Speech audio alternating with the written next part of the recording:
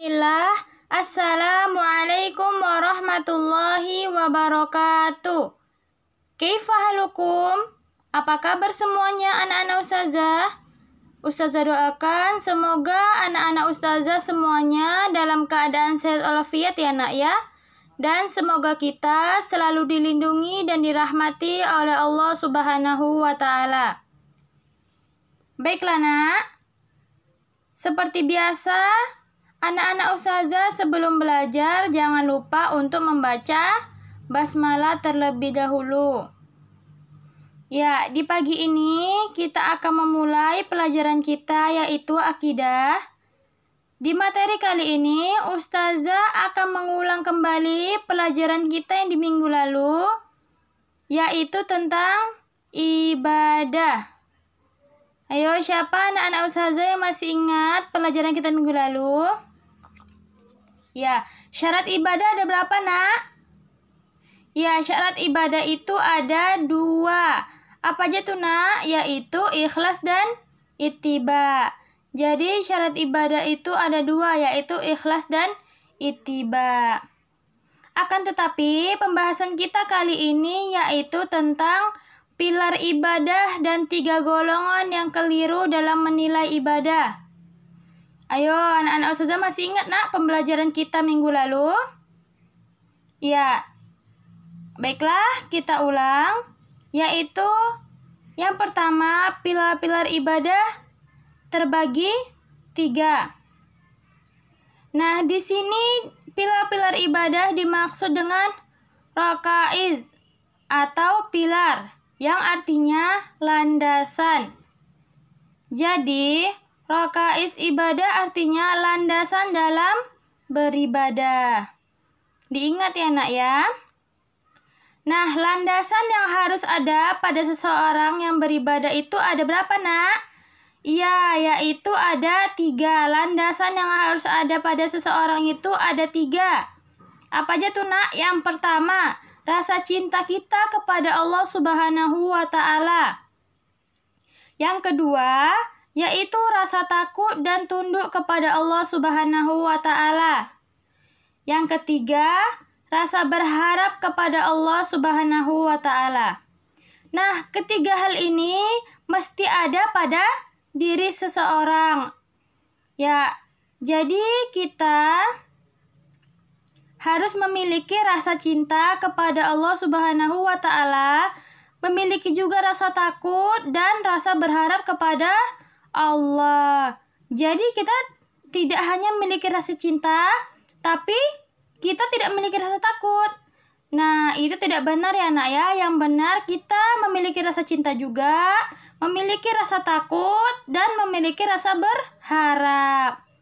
Ya, jadi kita harus memiliki 3 landasan ini ya nak ya, yaitu rasa cinta, takut, dan berharap kepada Allah Subhanahu wa Ta'ala. Yang kedua yaitu golongan yang keliru dalam beribadah. Apa aja tuh nak? Ya, ada 3 golongan yang keliru dalam menilai ibadah, yaitu golongan yang mengira bahwa ibadah itu hanya sebatas di masjid. Jadi ada golongan yang dia itu mengira beribadah itu hanya di masjid saja. Di rumah, di tempat-tempat lain itu tidak termasuk ibadah. Itu salah ya nak ya. Yang benar, dimanapun kita berada, baik di rumah, di masjid, atau di sekolah, ya kecuali di kamar mandi ya nak ya. Nah, kita melakukan sholat, melakukan apapun, segala hal, itu termasuk ibadah. Kita membaca doa ketika masuk WC itu juga termasuk ibadah nak. Nah, jadi ibadah itu tidak hanya sholat saja, yaitu ibadah itu bisa dengan bersedekah, membantu teman pun kita mendapat pahala, itu juga termasuk ibadah. Jadi ibadah itu tidak hanya dilakukan di masjid, di tempat-tempat lain juga bisa kita melakukan ibadah. Nah, di sini juga ada bergaul dengan manusia mengikuti perintah Allah. Apa maksudnya tuh nak? Iya, mengerjakannya itu maksudnya itu ibadah. Kita bergaul dengan yang baik itu juga termasuk ibadah. Seperti kita mengajak orang lain untuk berbakti kepada orang tua, itu termasuk hal ibadah. Kemudian kita mengajak teman kita berbuat baik kepada orang lain, atau kepada teman atau tetangga di samping rumah. Nah, jadi kita mengajak seseorang kepada hal kebaikan itu termasuk ibadah. Jadi untuk anak-anak ustazah jangan sungkan untuk melakukan kebaikan ya nak ya. Kita harus saling tolong-menolong, saling berbakti kepada orang tua, berbaik hati kepada orang lain.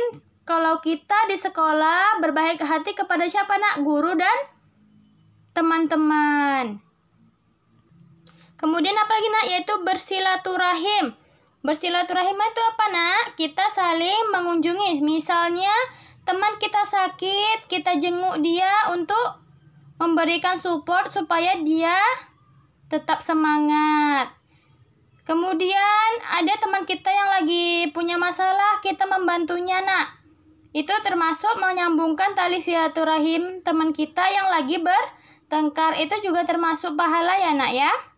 Kemudian beramar ma'ruf dan bernahi mungkar.